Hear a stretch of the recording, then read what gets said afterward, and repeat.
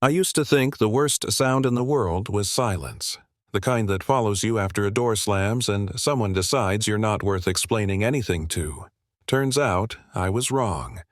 The worst sound is a child whispering, "Please don't leave," while snow piles up around her knees and the world pretends not to notice. That's how this started. Not with power or money or revenge. Just me headlights shaking in a storm and two small voices changing the direction of my life forever. My name's Evan Cole. I wasn't always the guy people listened to now. For most of my life, I was the one they talked over, laughed at, wrote off. Skinny kid, second-hand clothes, scholarship student in rooms full of people who already knew how the world worked. Teachers told me I had potential, classmates told me to shut up. Bosses told me to wait my turn. I learned early that if you don't look like power, people assume you don't have any. So I kept my head down, worked twice as hard, swallowed insults like they were part of the diet. You know what I mean? You convince yourself it's fine, that one day it'll make sense. Fast forward a couple decades and yeah, on paper I'd made it. I'd built a logistics company from nothing sold. It bought back parts of my own freedom. But inside, still that kid, bracing for the laugh, waiting to be dismissed. On the night everything changed, I was driving through northern Utah late December, coming back from a deal where I'd been politely patronized for 3 straight hours by men who smiled while underestimating me. The snow came down hard, the kind that erases the road and makes you feel small again. That's when I saw them. 2 figures at the edge of the highway, barely visible, crouched together like they were trying to disappear into each other. I slowed down, cursed myself for imagining things, then stopped cold.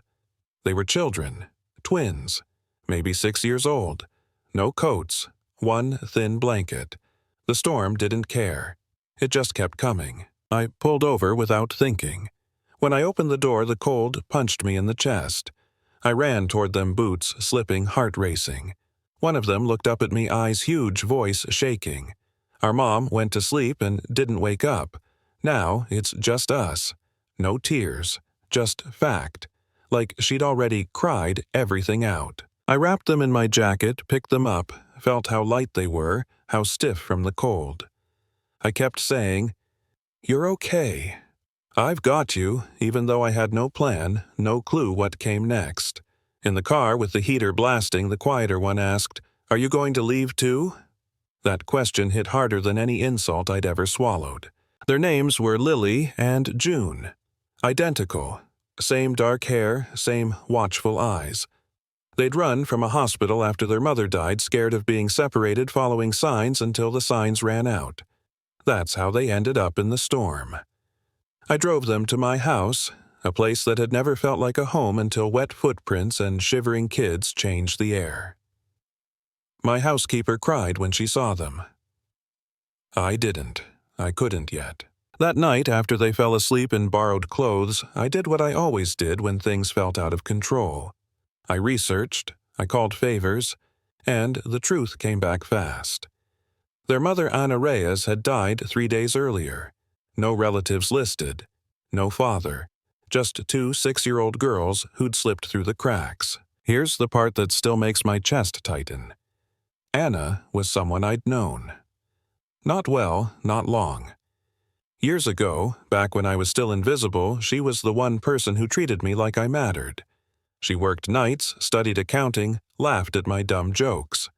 Then one day, she disappeared. No goodbye, no explanation. I told myself I imagined the connection that life just does that sometimes. I didn't sleep. By morning, Lily and June were sitting at the kitchen table, swinging their legs, waiting for me like I was expected. June asked if they could stay for a little while. Lily asked if I'd send them away like everyone else. I promised nothing out loud, but something settled in me anyway. Then the phone buzzed. Unknown number. 1 sentence. "You should have kept driving. Those girls don't belong to you." That was the moment the story shifted. That was when I realized this wasn't just about compassion. Someone was watching. Someone cared enough to threaten children. I called my security consultant, a woman named Marla, who used to run extraction teams overseas and didn't scare easy. Within hours, cameras were up, gates locked. Routines changed. I didn't tell the girls everything, but they felt it. Kids always do. That night, Lily asked if the bad man from the hospital had found us. I told her no. I lied. Or maybe I was just hoping. 2 days later, someone tried to break in. Not clumsy, not random. Clean, fast, confident.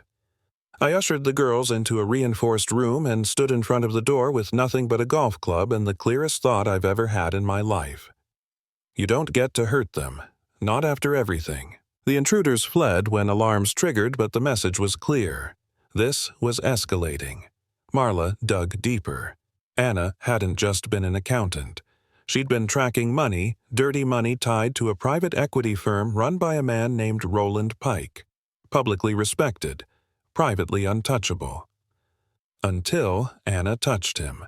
She'd hidden evidence and coded it, scattered it in places no one would think to look, including her daughter's memories. The breakthrough came when June started humming a song while coloring. Numbers woven into a melody. Lily corrected her when she got one wrong.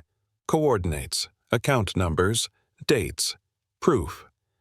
Anna had turned bedtime routines into safeguards, trusting that one day someone would listen. Roland Pike did listen. He panicked. He sent people. He underestimated me. Everyone always had. When Pike finally confronted me, it was in a parking garage, his voice calm, condescending, offering money protection a way out. He called me naive, said I was in over my head, that I'd always been small. Something snapped then. Not loud, not dramatic, just final.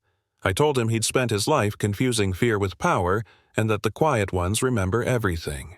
The evidence went public. Investigations followed. Arrests stacked up. Pike's empire folded in on itself like cheap paper. The girls were safe. For the first time since the storm, they slept through the night. Months later, the house feels different. Lived in. Loud. Lily and June argue over cereal brands and leave drawings on my desk. They call me Evan sometimes. Dad testing the word like it's fragile. I'm learning, too. Learning that standing up doesn't always look like shouting. Sometimes it's staying. Sometimes it's believing you're allowed to protect what matters.